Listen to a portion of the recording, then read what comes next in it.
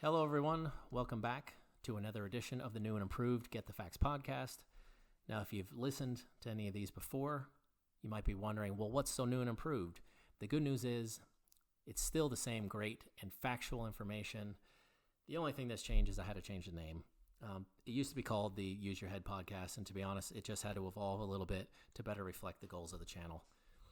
If you're familiar with the podcast, welcome back. If you're new, please consider subscribing, which I know you've been asked to do on every single podcast or YouTube video or channel that you've ever watched or listened to in your life, but please do it. It spreads a moment of joy. And while you're at it, hit that bell too if you're on YouTube to get notified of new content, and then sit back, relax, and consider yourself the hero that you are. Now, I was considering recording this and not releasing it until after the whole coronavirus crisis passes, but then I figured perhaps at the very least we could all at least use a distraction, or better yet, the single best thing that we all can do to protect ourselves from this virus beyond the CDC guidelines of social distancing and everything is to be as healthy as possible. It's not a coincidence that obesity and the metabolic diseases that go with it, which you've heard of, type 2 diabetes, heart disease, triglycerides, fatty liver disease are all extremely dangerous pre-existing conditions for the COVID-19 disease.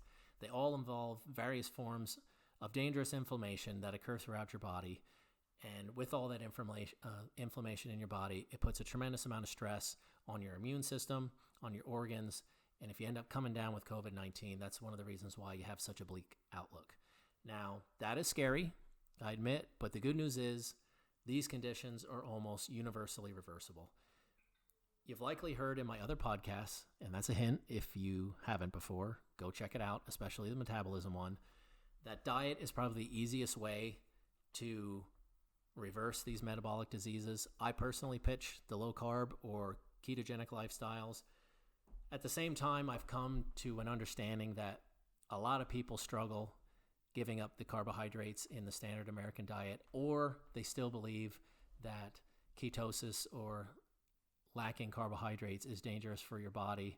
So I'm kind of not pitching that at the moment, even though I kind of am, but I'm also going to bring in another topic today that we can all use to put ourselves in better health. And even if you don't consider yourself to be at a risk factor for a metabolic disease, the topic today is an awesome way to manipulate your body shape, to go hand in hand with working out, etc., and put out the best and healthiest you possible.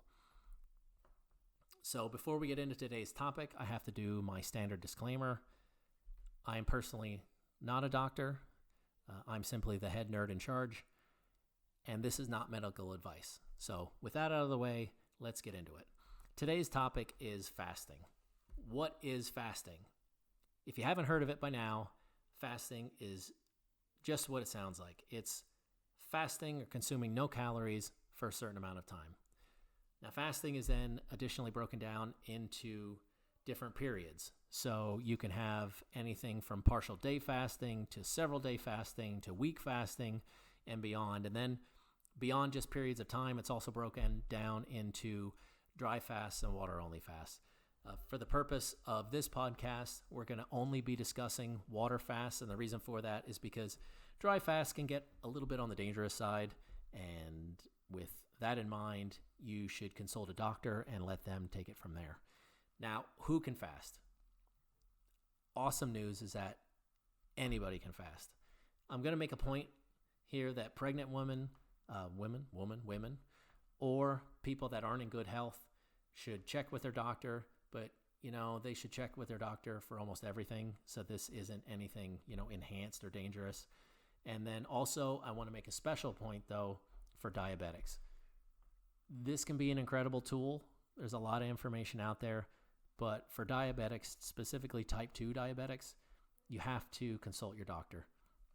The reason for this is that you're currently taking a measured amount of insulin, and that amount of insulin is based on what you typically consume or what they target you to consume during the day. During a fast, just like a low-carb diet, you're going to end up needing less insulin because you're taking in less calories that raise your insulin levels. And thus, if you keep taking the same amount, but you're doing a protocol such as fasting, you're going to end up taking too much insulin, and that's not good. You could dangerously drive down your blood glucose, and that is not a joke, so don't do it. Allow your doctor to be part of this if it's something that catches your interest, and go in and discuss it with them. There's a lot of information out there from doctors. This is the newest and possibly the best protocol out there. So involve them, see if you can get them on board, and then take the program from there. If you get that blessing, the protocol from here would be the same. So good luck. Why would I consider fasting? I know it's not logical in our Western diet world. We don't have a tremendous amount of religious or other beliefs that put fasting into play, but really fasting has been around and in common practice for thousands of years. In a condensed version of my Metabolism podcast, go check it out anyway, we are basically discussing fasting to limit the exposure of our bodies to glucose. When you consume glucose, it stimulates the release of insulin. Insulin is essentially our fat storage hormone. When we eat, our blood sugar / blood glucose, whichever you want to call it, increases, and insulin is released in order to bring that back to baseline. How it basically works is that insulin opens your cells, and then any energy that is not directly used for your activity that you're doing at the moment is put into fat storage. Now, follow along with me here for a second. If you're eating the common standard American diet, people typically consume high glucose foods all day long, and thus our bodies are constantly exposed to insulin. When this happens, eventually insulin has less and less of an effect, which is called insulin resistance, if you've ever heard of that, and eventually diabetes and other inflammation-related metabolic diseases occur. If it's not just for treating metabolic diseases, extended day fasting for body shape and metabolic changes also have additional benefits that we'll get into, such as immune and neural cell regeneration and other areas. So how do we fast now that we know what fasting is? First and foremost, or why we fast, before you do anything else, go out and get a blood meter to monitor your blood glucose. This is something that I pitch for every podcast that I do on diet, whether it be if you're doing low carb, if you're doing keto, anything like that. Get one of these monitors.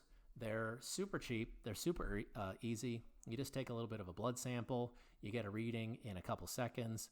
And beyond letting you know where you are, which is incredibly important, it's also kind of fun because it gives you a little bit of a challenge of what you can chase. You can watch how your body's changing. If you were, someone that has insulin resistance, you can watch as your typical fasting blood sugar goes down over weeks or months, etc. And besides that, if specifically for fasting, is you're going to be going without calories. You've heard that some people will get low blood sugar and possibly feel dizzy, etc. So having something like this to monitor where you're at is definitely a good idea. Nobody can guarantee exactly how you're going to respond. I've noticed when I fasted, just between me and my wife, that we have totally different blood sugar levels, even if we're going through the exact same fast. So pick up a monitor. You can get different strips from blood sugar. You can test ketones if you're interested in that. And then you know where you're at and you're decently safe. So beyond that, when you get into fasting, the most basic method of fasting is simply establishing a time period when you're not going to eat. The most basic of this is something you've probably heard by now, which is called intermittent fasting. It's become really popular. It's also known as IF. For intermittent fasting, you essentially have a fasting window and then a feeding window. The purpose is to have a period of time, and preferably an extended period of time, in which your body is not exposed to insulin. During this time, in order to keep your blood glucose levels stable, which your body tries to do all day long, instead of having to deal with blood glucose, your body will actually turn the other way to keep your blood sugar / glucose levels up, and it's going to use your fat storage for fuel. You cannot do this if you're constantly eating all day long unless you're somehow able to work off all of those calories immediately as you eat them. I don't think that's a likely scenario for most people.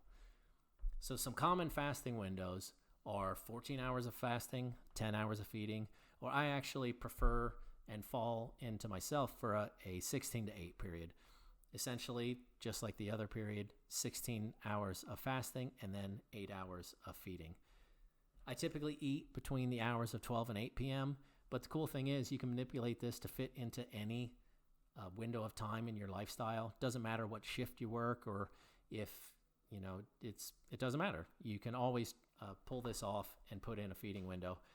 And immediately, I could probably tell that most people go, oh my gosh, that's going to be hard. And it's not easy for the first few days, but I need you to all to have some confidence and belief that once you start it and you get through, a couple days into it, it's a heck of a lot easier. We've been programmed to believe that we need to eat breakfast. It's probably one of the biggest myths that was ever instilled by the food companies.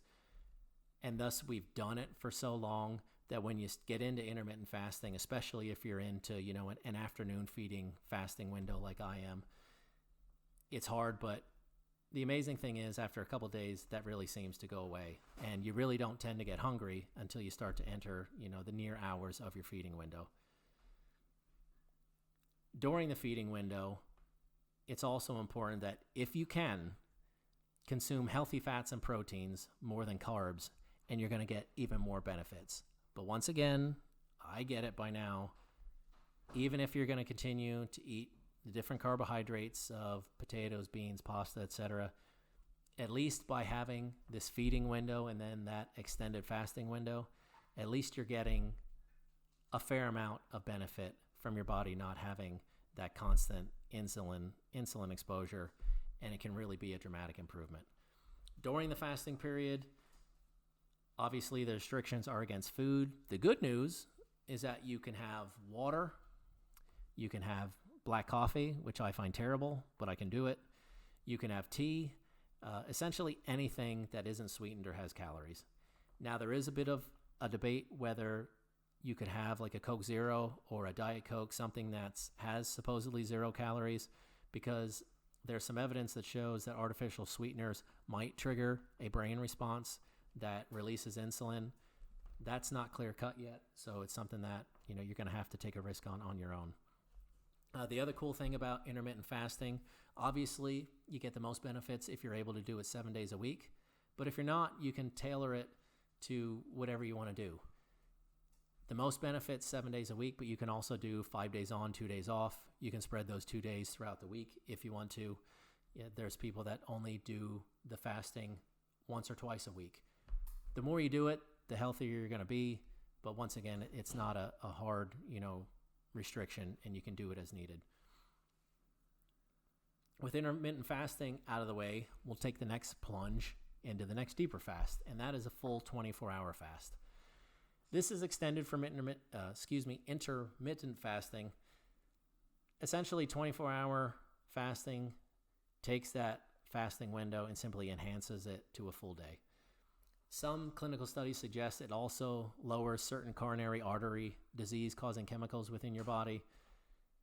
Extending fasting is also far superior to calorie restriction, and we'll bring that into play here because I'm sure a lot of people are saying, well, why on earth would I do any of this fasting nonsense when I can simply cut my calories and still eat a little bit and eat throughout the day and have a little bit easier time?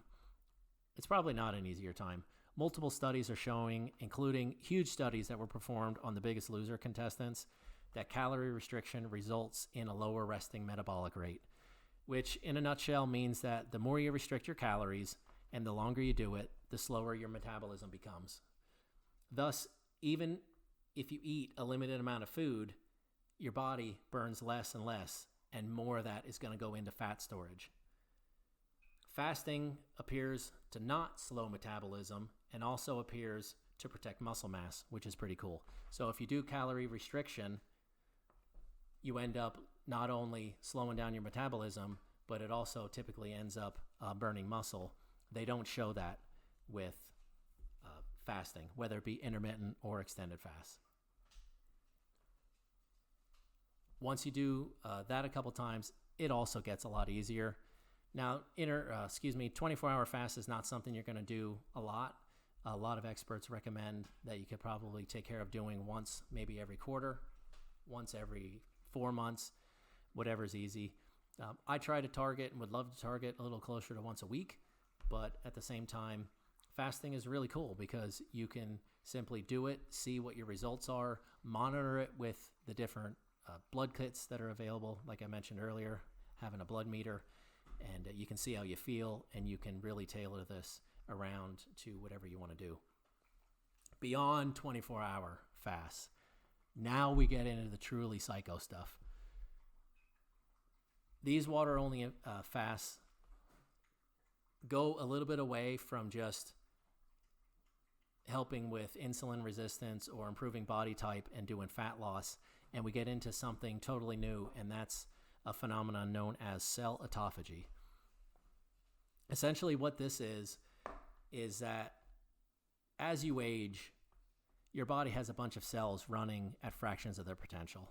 It takes a lot more energy to take these old cells and replace them with brand new ones. So your body just essentially says, you know what, we're going to keep these running around at like quarter speed, quarter effectiveness, and we're just going to build up a whole lot more. And that's one of the reasons why they believe we age the way we do. Now, some are like I said, running at 25, 50, 75% potential, and your body is not going to do anything with them unless it has to. So thus, with an extended day fast over 24 hours in autophagy, your body basically says, we're in a starvation mode. So what it'll start to do is start to say, all right, what am I going to take out first to protect myself? Obviously, the ones with the banner of, eat me, I'm old, or your older cells.